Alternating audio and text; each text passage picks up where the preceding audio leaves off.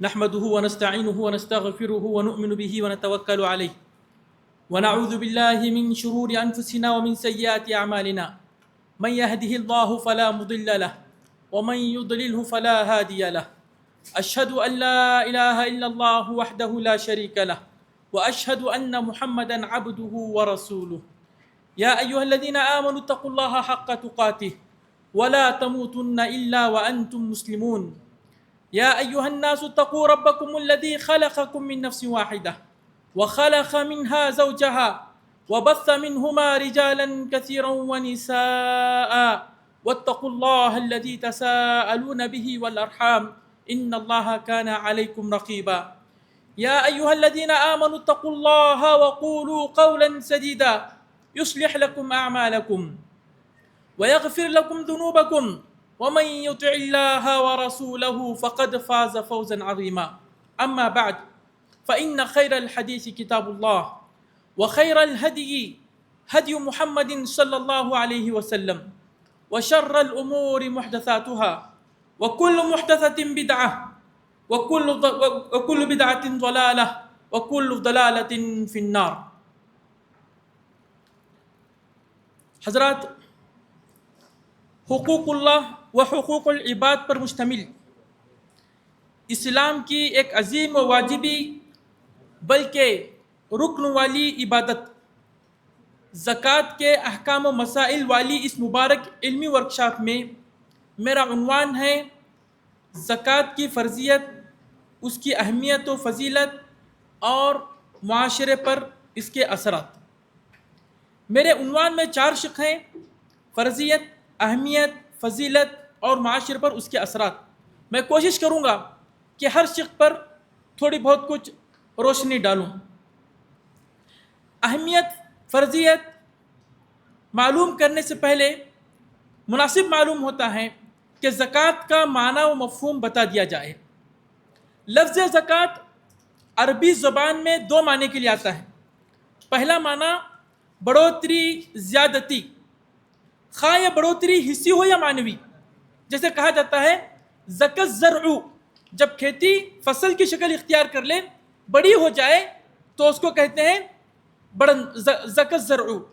زکوٰۃ کا دوسرا معنی ہے پاک و صاف کرنا، یعنی پاکیزگی. قرآن کی آیت قد افلح من تزکا یا قد افلح من زکاہا اسی سے متعلق ہے. اگر اصطلاحی معنی دیکھیں زکوٰۃ کا تو زکوٰۃ کے اصطلاحی معنی میں لغوی یہ دونوں معنی آ جاتے ہیں، پاک و صاف کرنے کے بھی، بڑھنے کی بھی. بڑھتا کیا ہے؟ آدمی کا مال. جو آدمی زکوٰۃ نکالتا ہے اس کا مال بڑھتا ہے، اللہ اسے برکت دیتا ہے. اور بڑھتا ہے آدمی کا ایمان، اس کا تقوی، اس سے اللہ کا لگاؤ. اور پاکیزہ کیا ہوتا ہے؟ بقیہ مال پاکیزہ ہوتا ہے اور آدمی کا نفس پاک ہوتا ہے بخیلی سے، جمع کر کے رکھنے سے اور برے اندیشوں سے. شیخ محمد بن صالح العثیمین رحمہ اللہ زکوٰۃ کی شرعی تعریف، شریعت میں زکوٰۃ کس کو کہتے ہیں، وہ بیان کرتے ہوئے کہتے ہیں کسی مخصوص مال میں شرعاً واجب حصے کو کسی مخصوص گروہ یا جہت کے لیے نکال کر اللہ کی عبادت بجا لانا اور اس کے حکم کی تعمیل کرنا. شیخ عثیمین کی اس تعریف سے پتہ چلا کہ برازہ و رغبت بغرض عبادت یہ واجبی حصہ ادا کرنا ہے. یہ تصور نہیں ہونا چاہیے کہ چاروں ناچار سر سے بوجھ ہٹ جائے، محتاجوں کی لگی قطار سے بس چھٹکارا مل جائے، اس طرح کا کوئی تصور نہ ہو، بلکہ یہ زکوٰۃ نکالنا عبادت ہے، عبادت کے پہلو سے اس کو ادا کیا جائے. اب آئیے زکوٰۃ کی فرضیت. زکوٰۃ فرض ہے. فرض کا مطلب کیا ہوتا ہے؟ کسی بھی عبادت کے فرض ہونے کا مطلب کیا ہوتا ہے؟ اللہ کی طرف سے ایسا قطعی اور حتمی حکم جس پر عمل کرنا ہر صاحب استطاعت مسلمان کے لیے لازمی ہو. اس کا انکار کرنے والا کافر اور بلا عذر چھوڑنے والا گنہگار ہوتا ہے. یہ فرض ہے، اس کو ہم جانتے ہیں. زکوٰۃ کی فرضیت، ویسے تو زکوٰۃ کا شمار ان دینی واجبات میں سے ہے جن کو علماء اکرام مما علم من الدین بالضرورہ مما علم بالدین من الدین بالضرورہ سے تعبیر کرتے ہیں. یعنی دین اسلام کی ایسی بات جو ہر مسلمان کو لازمی طور سے معلوم ہے، اس کو بتانے کی زیادہ ضرورت نہیں ہے۔ حتیٰ کہ زکوٰۃ کی فرضیت کا شمار علماء کے ہاں بدیہیات میں سے ہوتا ہے، لیکن میں یہاں پر کچھ امور ذکر کر رہا ہوں جس سے زکوٰۃ کے فرض ہونے کی یاد دہانی ہو جاتی ہے۔ پہلا نقطہ زکوٰۃ کی فرضیت کا، کہ زکوٰۃ کا اسلام کا رکن ہونا۔ ہم سب بچپن سے جانتے ہیں کہ اسلام کی 5 بنیادیں ہیں: توحید، نماز، روزہ، زکوٰۃ، حج۔ تو یہ بنیاد ہے۔ زکوٰۃ کو ان 5 بنیادی ارکان میں سے ایک شمار کیا گیا ہے جن پر اسلام کی عمارت کھڑی ہے۔ مشہور حدیث ابن عمر: بنی الاسلام علی 5 علی ان یعبد اللہ ویکفر بما دونہ واقام الصلاۃ وایتاء الزکاۃ وحج البیت وصوم رمضان۔ صحیح مسلم کی روایت۔ اسلام کی بنیاد 5 چیزوں پر ہے، ان میں سے ایک زکوٰۃ۔ حضرات، یہ جو حدیث میں نے آپ کے سامنے پڑھا، مشہور حدیث ہے، ہم سنتے رہتے ہیں۔ اس حدیث میں اسلام کو ایک خیمے سے تشبیہ دی گئی ہے جس کے 5 ستون ہوتے ہیں۔ 4 ستون یعنی گھونٹیاں 4 اطراف میں ہوتے ہیں اور ایک مرکز میں۔ ان میں سے، ان 4 ستونوں میں سے اگر کوئی ایک ستون ٹوٹ گیا تو خیمہ اپنی حالت میں باقی نہیں رہے گا، ڈہ جائے گا۔ تو زکوٰۃ بھی اسلام کا ایک بنیادی رکن ہے کہ کسی صاحب استطاعت مسلمان کے لیے اس بات کی گنجائش نہیں کہ وہ اس کی ادائیگی میں کسی قسم کی غفلت، سستی اور کاہلی سے کام لے، کیونکہ زکوٰۃ کی صحیح ادائیگی پر اس کا اسلام استوار ہوگا، اس کا اسلام باقی رہے گا۔ زکوٰۃ کی فرضیت کا دوسرا نقطہ، اللہ رب العالمین نے اس کو واجب عبادت قرار دیا ہے۔ عبادتیں بہت ساری ہیں، لیکن زکوٰۃ کے لیے جو لفظ اللہ نے استعمال کیا ہے وہ وجوب کا ہے۔ کہا اللہ رب العالمین نے فَأَقِيمُوا الصَّلَاةَ وَآتُوا الزَّكَاةَ، امر وجوب پر دلالت کرتا ہے۔ اللہ نے اپنے نبی کریم صلی اللہ علیہ وسلم کو زکوٰۃ کے متعلق اس طریقے سے خطاب کیا: خُذْ مِنْ أَمْوَالِهِمْ صَدَقَةً تُطَهِّرُهُمْ وَتُزَكِّيهِمْ بِهَا۔ اس سے بھی علماء اکرام نے زکوٰۃ کے وجوب پر استدلال کیا ہے۔ زکوٰۃ ایمان جانچنے کی 3 کسوٹیوں میں سے ایک اور تیسری کسوٹی ہے۔ اسلام نے کچھ کسوٹیاں دی ہیں کہ جس کے بنا پہ جانا جا سکتا ہے کہ وہ آدمی سامنے والا مسلمان ہے یا نہیں۔ وہ 3 چیزیں، وہ 3 کسوٹیاں جس کے ذریعے کسی کا اسلام جانچا جا سکتا ہے، اس میں ایک اسلام بھی ہے، مشہور اس میں سے ایک زکوٰۃ بھی ہے۔ مشہور حدیث حضرت عبداللہ بن عمرو کی حدیث کہ فرمایا نبی کریم صلی اللہ علیہ وسلم نے: امرت ان اقاتل الناس حتى يشهدوا ان لا اله الا الله وان محمد رسول الله ويقيموا الصلاه ويؤتوا الزكاه فاذا فعلوا ذلك عصموا مني دماءهم واموالهم۔ فرمایا کہ مجھے حکم دیا گیا ہے کہ میں لوگوں سے اس وقت تک جہاد کرتا رہوں، اس وقت تک قتال کرتا رہوں، یہاں تک کہ وہ توحید اور رسالت کا اقرار کر لیں، نماز قائم کریں اور زکوٰۃ ادا کریں۔ یہ لوگ ادا کریں، وہ بستی والے، وہ قریہ والے، وہ قبیلے والے، یہ 3 کام کر رہے ہیں، یہ ضروری ہے۔ اگر یہ 3 کام کریں گے، میں اپنی تلوار ان سے روک لوں گا، ان کا مال اور ان کی جان مجھ سے محفوظ ہے، انہوں نے اس کی حفاظت کر لی۔ یعنی یہ کوئی ثانوی چیز نہیں ہے، اسلام ثابت کرنے کے لیے یہ بنیادی چیز ہے۔ 3 چیزیں، شہادتین، نماز اور زکوٰۃ۔ کہا کہ یہ 3 کام کرنے لگ جائیں گے، وہ لوگ اپنی جان اور اپنے مال کو مجھ سے محفوظ کر لیے۔ زکوٰۃ کی فرضیت کا چوتھا نقطہ، زکوٰۃ کی فرضیت کو ثابت کرنے والی ایک چیز یہ بھی ہے کہ نبی کریم صلی اللہ علیہ وسلم نئے صحابہ کرام سے جن اہم امور پر بیعت لیتے، ان امور میں ایک زکوٰۃ بھی تھی۔ یعنی نئے مسلمان آئے ہیں، ابھی نئے مسلمان ہو کر آئے ہیں، نبی کریم صلی اللہ علیہ وسلم سے بیعت لے رہے ہیں، کن امور پہ بیعت لیتے؟ اس میں سے ایک زکوٰۃ بھی تھی۔ امام بخاری رحمۃ اللہ علیہ نے اپنی صحیح کے اندر کتاب الزکوٰۃ کے تحت ایک باب البیعہ علی ایتاء الزکاۃ، باب البیعہ علی ایتاء الزکاۃ، یعنی زکوٰۃ ادا کروں گا، اس پر بیعت لینا، اس تعلق کے اس عنوان سے ایک باب موسوم کیا ہے، جس میں امام بخاری نے سورہ توبہ کی آیت فَإِن تَابُوا وَأَقَامُوا الصَّلَاةَ وَآتُوا الزَّكَاةَ فَإِخْوَانُكُمْ فِي الدِّينِ، فَإِن تَابُوا وَأَقَامُوا الصَّلَاةَ وَآتُوا الزَّكَاةَ فَإِخْوَانُكُمْ فِي الدِّينِ۔ اور حدیث جریر بن عبداللہ बायअतु नबी सल्लल्लाहु अलैहि वसल्लम अला इकामिस सलाति व इताइज ज़काति व नुस्ह लिकुल्लि मुस्लिम लाए हैं। इमाम बुखारी ने इस बात के तहत जो आयत लाई है उस आयत का तर्जुमा है, अब भी अगर ये तौबा कर लें और नमाज के पाबंद हो जाएं और ज़कात देते रहें तो तब तुम्हारे दीन भाई हैं। यानी उनको तुम्हारे दीनी भाई बनने के लिए 3 काम करना है। एक तो कुफ्र से तौबा कर लें, नमाज कायम करें और ज़कात देते रहें। अब सवाल यह है कि ज़कात पर बैत देने के बाब के तहत इमाम बुखारी रहमतुल्लाह अलैह ने आयत क्यों लाई है? तो शुराह बुखारी ने इसका ये जवाब दिया है कि किसी भी नए मुस्लिम का इस्लाम इन्हीं 2 चीज़ों से साबित होगा। एक नमाज जो सरासर अल्लाह का हक है और दूसरा ज़कात जिसमें अल्लाह के हक के साथ साथ बंदों का भी हक शामिल है। जो इन 2 चीज़ों में से किसी भी इबादत को सही तौर से अदा नहीं करेगा उसका इस्लाम साबित नहीं होगा। तो हज़रत मैं बता रहा था आपको चौथा नुक्ता कि नबी करीम सल्लल्लाहु अलैहि वसल्लम नए मुसलमानों से ज़कात देने पर बैत लिया करते थे। नबी करीम सल्लल्लाहु अलैहि वसल्लम के ज़कात पर बैत से मुतालिक यहाँ पर इस नुक्ते पे खड़े होकर थोड़ा हज़रत अबू बकर रज़ी अल्लाह ताला अन्हु का मानिईन ज़कात के साथ जिहाद पर गौर कीजिए। आपने सुना होगा कि हज़रत अबू बकर रज़ी अल्लाह ताला अन्हु ने मानिईन ज़कात, जिन लोगों ने कहा था कि हम ज़कात अदा नहीं करेंगे, उनसे जिहाद क्या था। बात यह है कि नबी करीम सल्लल्लाहु अलैहि वसल्लम के इंतकाल के फ़ौरन बाद अरबों में 3 तरह के लोग मुर्तद हुए। एक तो ये कि जो मुसलमा कज़्ज़ाब के साथ चले गए और कुछ लोग इस्लाम से बिल्कुल पूरी तरीके से निकल गए कि नहीं, ना तौहीद, ना रिसालत, ना नमाज, कुछ भी नहीं करेंगे, पूरी तरीके से इस्लाम से बाहर निकल गए। तीसरा गुरुह था कि तौहीद को भी मानेंगे, रिसालत को भी मानेंगे, नमाज को भी मानेंगे, लेकिन बस ज़कात अदा नहीं करेंगे।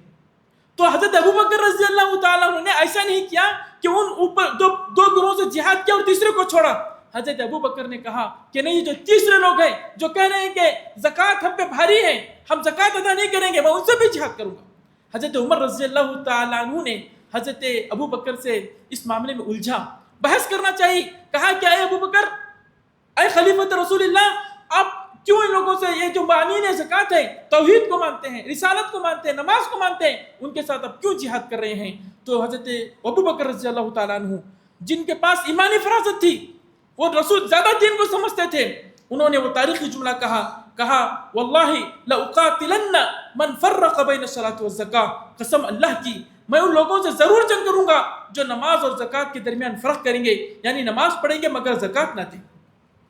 हज़रत अबू बकर रज़ी अल्लाह ताला अन्हु की मुराद ये थी कि जिस्मानी इबादत नमाज और माली इबादत ज़कात में तफरीक दीन के बुनियादी उसूलों को तोड़ना है। और आखिरकार सिद्दीक़ की सदाकत को हज़रत उमर को भी तस्लीम करना मानना पड़ा। फिर उन्होंने इनकार किया कि मुनकिरीन ज़कात से जंग ही हक़ और दुरुस्त है। हज़रत अब्दुल्लाह बिन मसऊद रज़ी अल्लाह ताला अन्हु, उनका मकाम सहाबा में भी उनका मकाम सबको ही जानते हैं। उनका कौल है, मौकूफ़न उनका कौल है, मन लम युज़क्की फला सलात लहू, कि जिसने ज़कात नहीं दी उसकी नमाज नहीं, जिसने ज़कात नहीं दी उसकी ज़कात नहीं। और जाहिर है इनका ये जुमला यूं ही नहीं है, शरई नुसूस, कुरान के नुसूस, नबी करीम सल्लल्लाहु अलैहि वसल्लम की उनके साथ एक लंबी सोहबत और फिर अल्लाह ने जो उनको फ़िक़्ह अता किया था उसका ये नतीजा है कि जिसकी बिना पे उन्होंने कहा मन लम युज़क्की फला सलात लहू, जिसने ज़कात नहीं दी उसकी नमाज भी नहीं। यानी ज़कात का मुनकिर या बुख़्ल की वजह से ना देने वाली की नमाज या तो कबूल ही नहीं होती है या इसको इसका मुकम्मल अजर नहीं मिलता है। ये कुछ चीज़ें थीं जो मैं ज़कात की फ़र्ज़ियत से मुतालिक मैंने बताई। अब आइए ज़कात की अहमियत। ज़कात की अहमियत के बारे में कुछ नुकात हैं। सबसे पहला, ज़कात बुलंद शान वाली एक अजीम इबादत है। ज़कात बुलंद शान वाली एक अजीम इबादत है। अल्लाह ने कहा वमा उमिरू इल्ला लियअबुदुल्लाह मुखलिसीन लहुद्दीन हुनफा व युकीमुस्सलाता व युतुज़्ज़कात व ज़ालिका दीनुल क़य्यिमा। इस आयत में अल्लाह ने शुरू में कहा कि हुक्म तो तुमको अल्लाह की इबादत का है और इबादत भी खालिस इबादत, और वो भी इब्राहिम अलैहिस्सलाम के तरीके पर। 3 चीज़ें अल्लाह ने जिक्र किया कि इबादत का हुक्म है, मुतलकन कहा। वो इबादत क्या है, इबादत की शक्लें क्या है? कहा व युकीमुस्सलाता व युतुज़्ज़कात। अल्लाहु अकबर। इस आयत में भी उमूम इबादत का हुक्म देने के बाद नमाज और ज़कात का खुसूसी हुक्म दिया गया, जिससे अरबी उसलूब के मुताबिक नमाज के साथ साथ ज़कात के ख़ास मकाम पर होने का सबूत मिलता है। और कहा وذالک دین القیمہ، یہی ہے دین سیدھی ملت کا۔ اور یہ آیت ہے جس سے علماء کرام استدلال کرتے ہیں کہ عمل ایمان کا حصہ ہے، لازمی شرط ہے کہ اس میں زکوٰۃ اور نماز اور زکوٰۃ کو اللہ تعالیٰ نے وذالک دین القیمہ اس پر دین کا اطلاق کیا ہے، یعنی نماز کے ساتھ اللہ نے اس اہم جگہ پر زکوٰۃ کو بھی لایا ہے۔ زکوٰۃ کی اہمیت کا دوسرا نقطہ، زکوٰۃ نماز کی جڑواں اور اس کی ہم ذکر ہے۔ قرآن میں تقریباً 30 جگہوں پر زکوٰۃ کو نماز کے ساتھ بیان کیا گیا ہے۔ احادیث میں بھی نبی کریم صلی اللہ علیہ وسلم نے جا بجا نماز کے ساتھ زکوٰۃ کو ذکر کیا ہے۔ تعلیم و تعلم اور مجال دعوت و زکوٰۃ کا مقام شہادتین اور نماز کے بعد ہے۔ حدیث معاذ، جب نبی کریم صلی اللہ علیہ وسلم نے حضرت معاذ بن جبل کو یمن بھیجا تھا، جو دعوت کا طریقہ سکھلایا، دعوت کے جو مراتب بتلاتے، فَلْيَكُنْ أَوَّلَ مَا تَدْعُوهُمْ إِلَيْهِ شَهَادَةُ أَن لَا إِلَهَ إِلَّا اللَّهُ وَأَنَّ مُحَمَّدًا رَسُولُ اللَّهِ فَإِنْهُمْ أَطَاعُوا لَكَ ذَلِكَ فَأَعْلِمْهُمْ أَنَّ اللَّهَ افْتَرَضَ عَلَيْهِمْ 5 صلوات في الليل والليلة فإنهم أطاعوا لك فأعلمهم أن الله افترض عليهم صدقة في أموالهم تؤخذ من أغنيائهم وترد إلى فقرائهم۔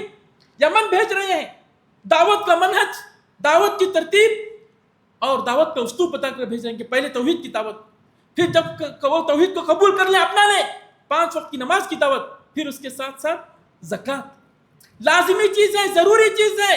باقی احکام نہیں سکھلائے، باقی احکام بات کے، لیکن جب ضروری پیغام دیا جا رہا ہے تو اس وقت زکوٰۃ کو دے کر بھیجا۔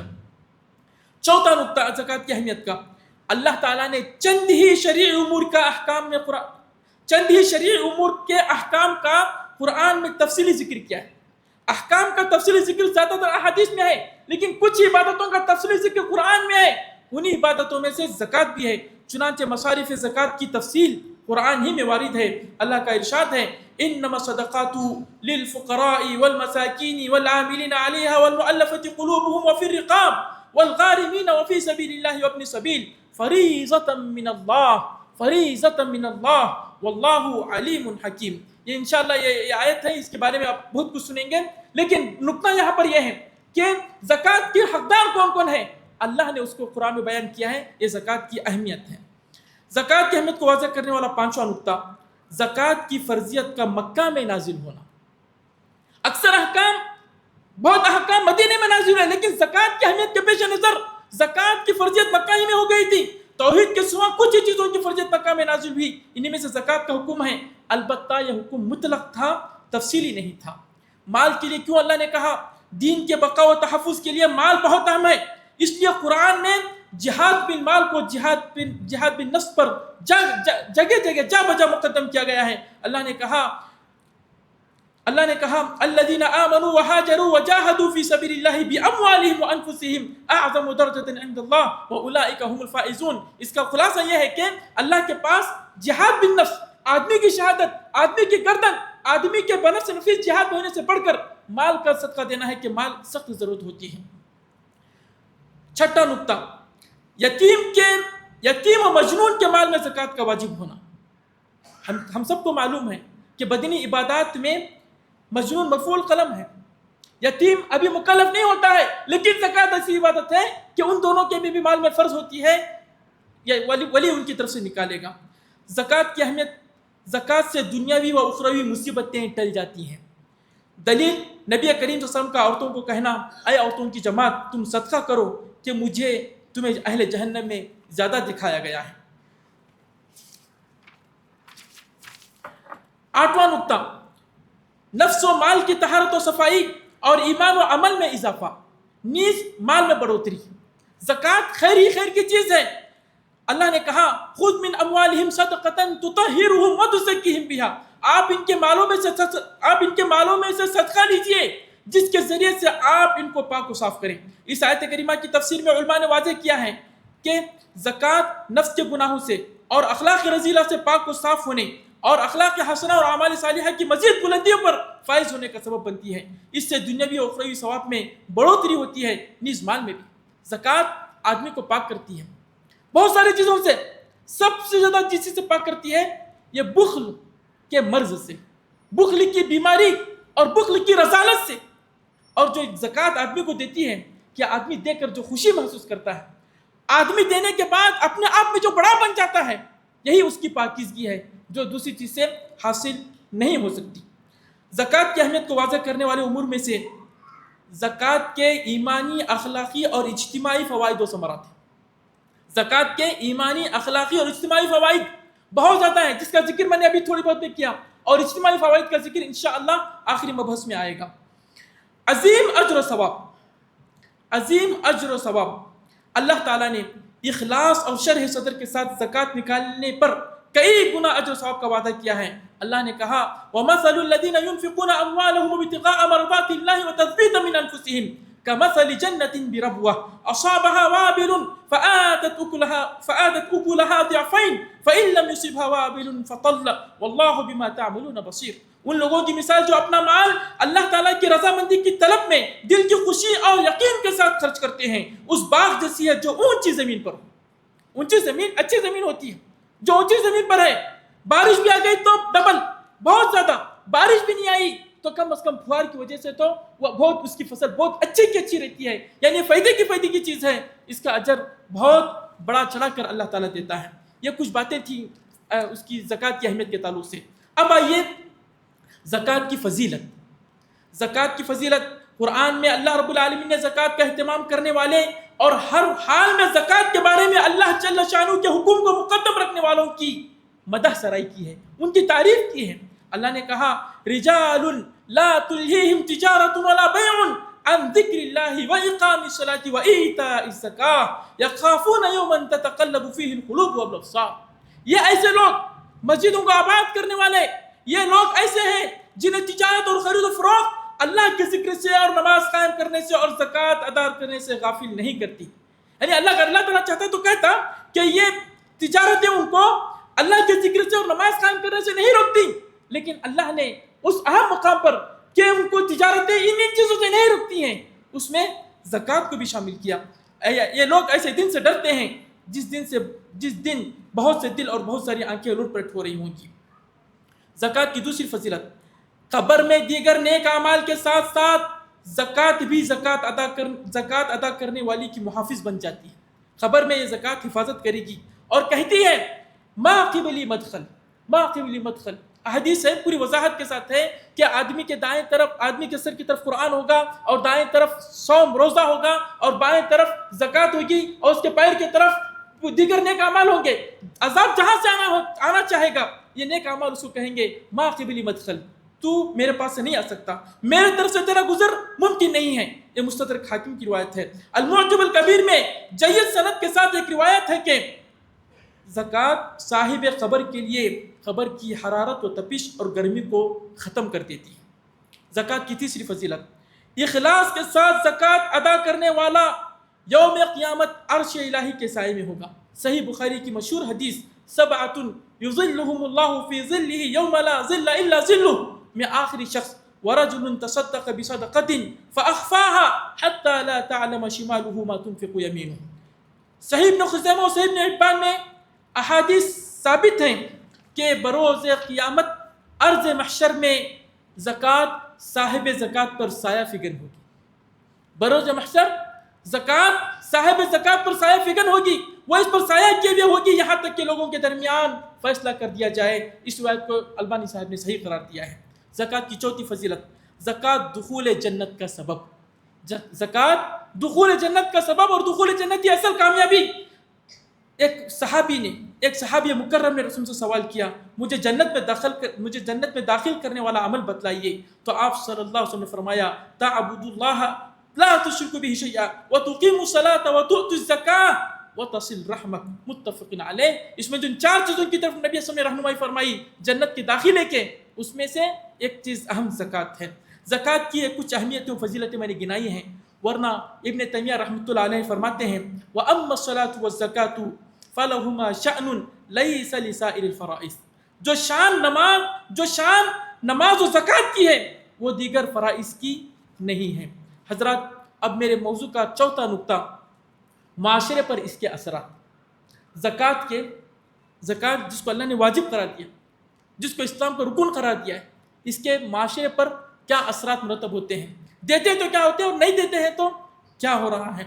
اگر زکوٰۃ کے معاشرے پر اثرات کو جاننا چاہتے ہیں تو مسلمانوں کے اس روشن و تابناک زمانوں کو دیکھیے جب زکوٰۃ اجتماعی شکل میں ایک فریضے کے طور پر حاکم وقت کے پاس جمع کی جاتی تھی، جب زکوٰۃ دینے کے لیے ڈھونڈنے سے بھی غریب نہیں ملتے تھے، جب زکوٰۃ کو محض وقتی مدد کے بجائے غربت کے خاتمے کے لیے استعمال کیا جاتا تھا، حاجت مندوں کو زکوٰۃ دے کر روزگار پر لگایا جاتا تھا، ہنر سکھایا جاتا تھا، وسائل فراہم کیے جاتے تھے، یہاں تک کہ لینے والے خود دینے والے بن جاتے تھے۔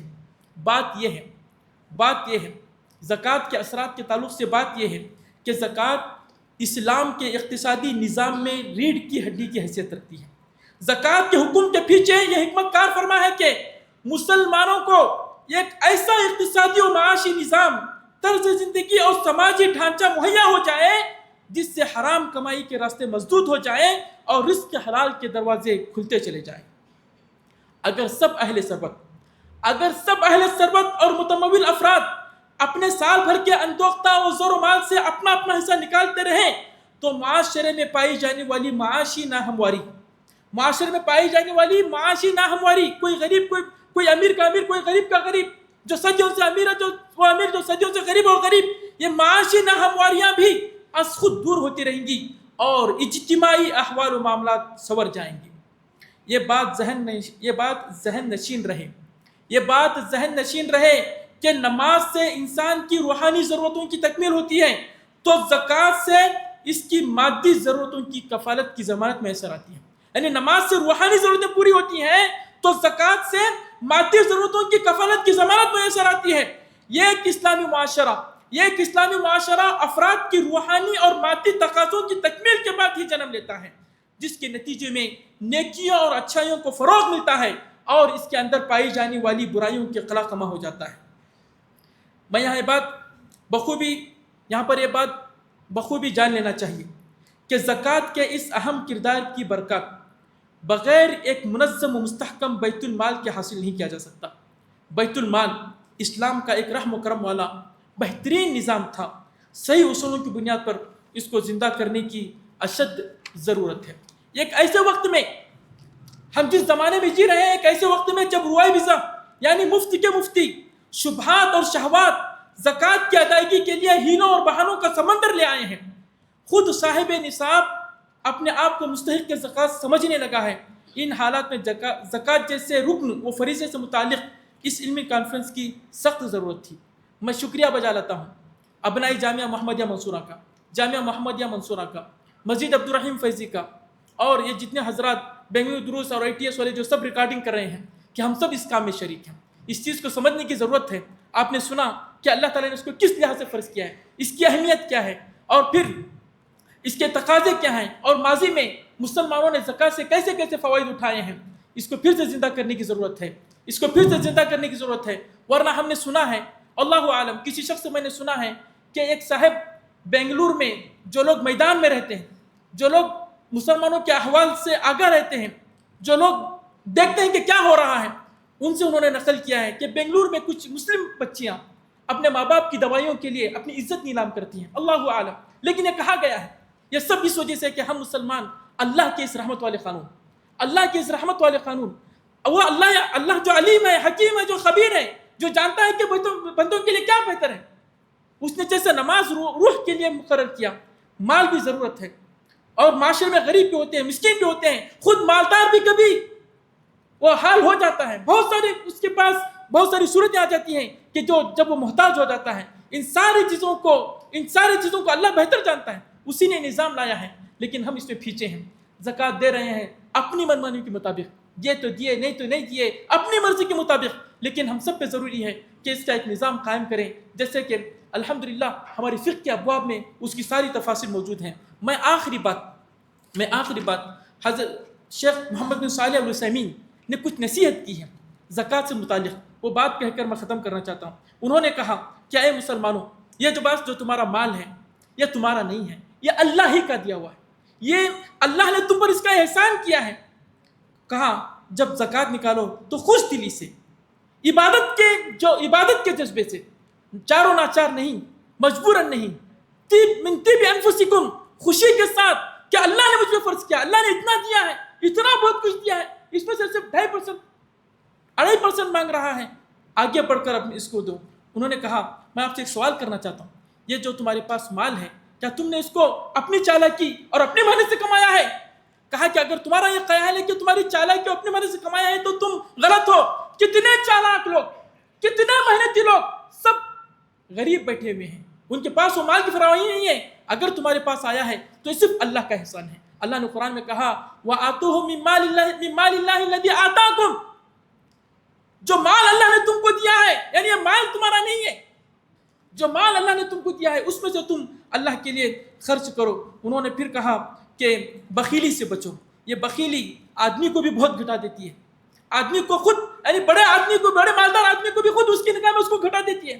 شیطان بخیلی آدمی کے پاس آ کر نئے نئے اندیشے اور ڈراؤنی خواب دکھاتا رہتا ہے کہ ایسا ہو جائے گا، ایسا ہو جائے گا، وہ پستی میں رہتا ہے، بہت بری بیماری ہے، اس سے بچنے کی کوشش کرو، اس سے باہر نکلو اور اللہ کے وعدہ یاد رکھو، خذ من اموالہم صدقۃ تطہرہم وتزکیہم بہا، یہ بڑھنے ہی والی چیز ہے، اور جو لوگ دیتے ہیں وہ جانتے ہیں، جو لوگ دیتے ہیں وہ جانتے ہیں اور وہ خوب دیتے ہیں، خوب دیتے ہیں، کیونکہ وہ اللہ کی مدد کو دیکھ چکے ہوتے ہیں۔ اللہ کی فرشتوں کی دعا اللہم اعطِ منفقا خلفا ان کو محسوس ہونے والی چیز ہے۔ اللہ رب العالمین سے دعا ہے کہ اللہ رب العالمین ہمیں زکوٰۃ جیسے اس فریضے کو زندہ کرنے اور اس کو صحیح طور سے ادا کرنے کی توفیق عطا فرمائے، سارے مسلمانوں کو توفیق عطا فرمائے کہ اس میں بڑھ چڑھ کے حصہ لیں۔ اللہ ہمارے نظام میں، ہمارے ماحول میں ایک بیت المال کے قائم کرنے کی توفیق عطا فرمائے۔ سبحان ربک رب العزت عما یصفون وسلام علی المرسلین والحمد للہ رب العالمین۔